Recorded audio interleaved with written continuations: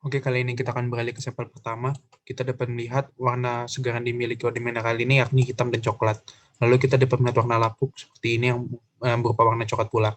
Lalu jika kita lihat batuan ini didominasi oleh phenocryst berjumlah 95% dan saya meyakini masa dasar kurang lebih 5%.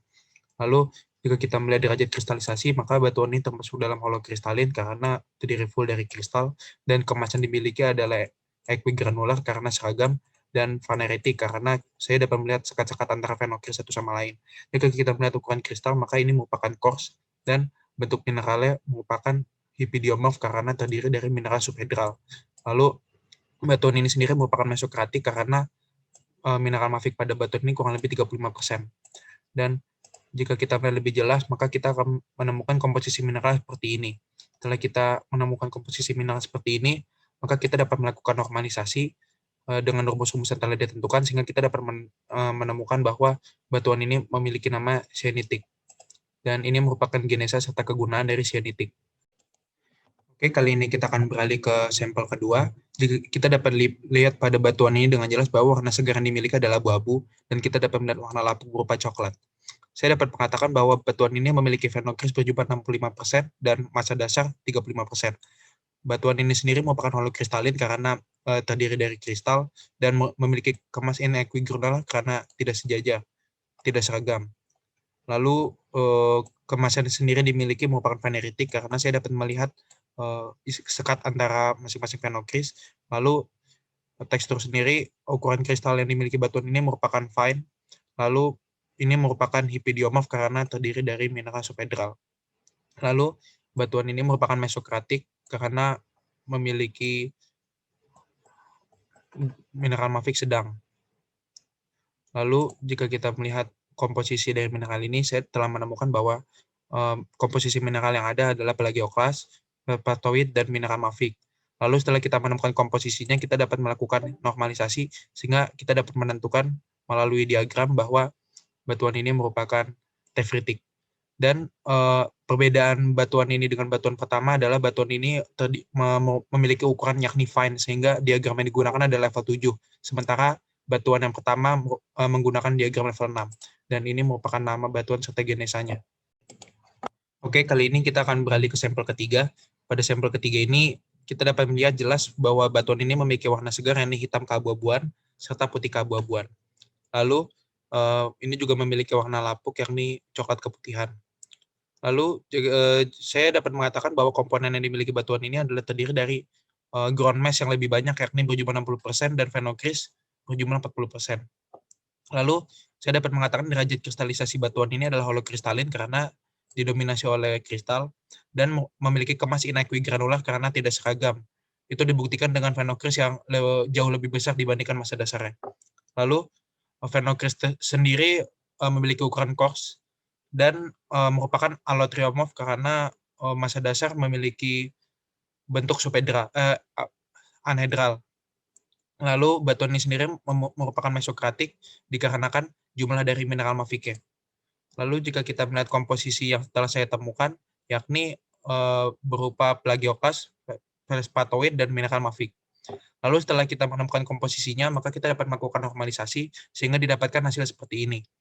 Lalu saya dapat mendapatkan hasil bahwa batuan ini merupakan voidolitic rock. Dan ini merupakan genesa dari voidolitic rock.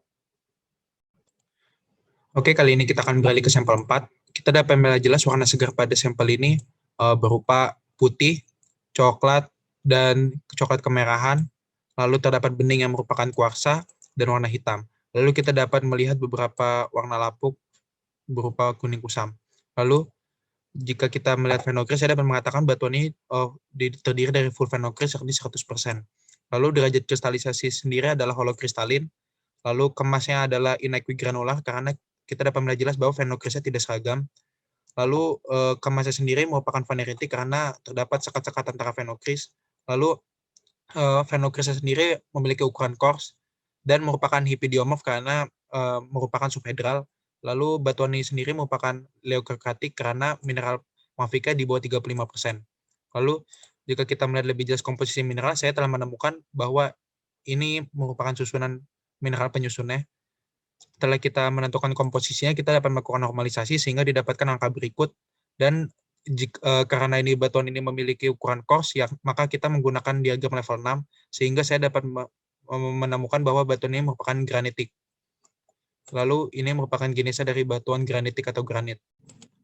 Oke, kali ini kita beralih ke sampel selanjutnya. Kita dapat melihat jelas warna segar yang dimiliki oleh batuan ini, yakni hitam yang merupakan mineral mafic, lalu ada hint-hint putih merupakan plagioclase, dan warna biru yang merupakan alkali feldspar. Lalu saya dapat mengatakan bahwa batuan ini merupakan full phenocryst yakni 100% dan merupakan holokristalin karena full kristal. Lalu batuan ini juga memiliki kemas inequi granular karena tidak seragam, dan kita dapat melihat jelas tentang itu. Lalu merupakan phaneritic karena kita dapat melihat sekat-sekat antara phenocryst satu sama lain. Lalu phenocryst sendiri memiliki ukuran coarse dan merupakan hipidiomorph karena merupakan subhedral. Lalu batuan ini sendiri adalah eukaryotik karena mineral maficat terdiri di bawah 35%. Lalu ini merupakan komposisi yang saya temukan perihal batuan ini. Kita dapat melihat bahwa feldspatoid yang merupakan warna biru dan mendominasi batuan ini, maka setelah kita menemukan komposisi dari batuan ini, kita dapat melakukan normalisasi, sehingga kita dapat menemukan bahwa batuan ini merupakan voidolithic rock. Dan ini merupakan genesa serta kegunaan dari voidolithic rock. Oke, mari kita beralih ke sampel 6, yang dapat kita lihat jelas bahwa batuan ini memiliki warna segar berupa krem, dan saya dapat melihat warna lapuk berupa abu-abu terang. Lalu kita dapat melihat jelas pula bahwa batuan ini didominasi oleh massa dasar yang berukuran fine, berjumlah saya dapat katakan 85% dan phenocryst 15%. Lalu batuan ini sendiri merupakan holokristalin dengan kemas equigranular karena semua batuan seragam berukuran kecil. Lalu seperti yang saya bilang tadi, ukuran kristalnya merupakan fine. Lalu bentuk mineral dari batuan ini juga adalah allotriomorph karena didominasi oleh mineral dengan bentuk anhedral. Lalu batuan ini sendiri merupakan leukokratik karena mineral mafic pada batuan ini di bawah 35%. Setelah saya mengidentifikasi mineral pada batuan ini, saya telah menemukan komposisi dari batuan ini, yakni quartz, alkali feldspar, plagioclase, serta mineral mafic. Lalu setelah saya menemukan komposisi mineral ini, saya melakukan perhitungan normalisasi dan menemukan bahwa batuan ini merupakan trachytic rock. Dan ini merupakan genesa serta kegunaan dari trachytic rock. Oke, kali ini kita akan beralih ke sampel berikutnya. Kita dapat melihat jelas bahwa batuan ini didominasi oleh warna putih dan sedikit phenocryst berwarna hitam. Lalu batuan ini juga memiliki warna lapuk berupa coklat yang dapat kita temukan jika melihat lebih jelas pada batuan ini. Lalu batuan ini sendiri memiliki phenocryst jumlah 25% dan massa dasar 75%. Lalu batuan ini juga merupakan holokristalin dan memiliki kemas inequi granular karena kita dapat melihat perbedaan ukuran antara massa dasar dengan phenocryst. Lalu batuan ini sendiri memiliki kemas inequi granular phaneritic karena phenocrystnya dikelilingi oleh massa dasar. Lalu batuan ini memiliki ukuran mineral fine atau halus, lalu dengan bentuk mineral hipidiomorph karena memiliki bentuk subhedral. Lalu batuan ini sendiri merupakan leukokratik karena mineral maficnya di bawah 35%. Saya telah menemukan komposisi dari batuan ini yang terdiri dari kuarsa, alkali feldspar, plagioclase, dan mineral mafic. Setelah kita menemukan komposisi mineral, maka saya dapat melakukan perhitungan normalisasi, sehingga saya dapat menentukan bahwa batuan ini merupakan dacitic rock. Dan ini merupakan genesa serta kegunaan dari dacitic rock. Oke, kita dapat melihat batuan berikutnya yang didominasi oleh warna segar berupa putih dan abu-abu. Lalu saya dapat melihat warna lapuk berupa coklat kekuningan jika kita melihat dengan jelas. Lalu batuan ini sendiri memiliki phenocryst 70% dan ground mass 30%. Lalu jika melihat derajat kristalisasi dari batuan ini, saya dapat mengatakan batuan ini merupakan holokristalin dengan kemas equigranular phaneritic karena phenocryst dari batuan ini bersinggungan satu sama lain. Lalu batuan ini juga hipidiomorph karena phenocrystnya merupakan subhedral dan merupakan mesokratik dengan mineral mafic berjumlah sedang. Lalu setelah menentukan komposisi dari batuan ini, saya menemukan bahwa batuan ini terdiri dari kuarsa, plagioclase, dan mineral mafic. Lalu setelah menemukan komposisi dari mineral ini, maka saya lalu melakukan perhitungan normalisasi sehingga menemukan bahwa batuan ini merupakan batuan gabbroic. Dan ini merupakan genesa serta kegunaan dari batuan gabbroic. Oke, mari kita beralih ke sampel terakhir yang dapat dengan jelas kita lihat bahwa batuan ini terdiri mayoritas dari mineral hitam atau mafik.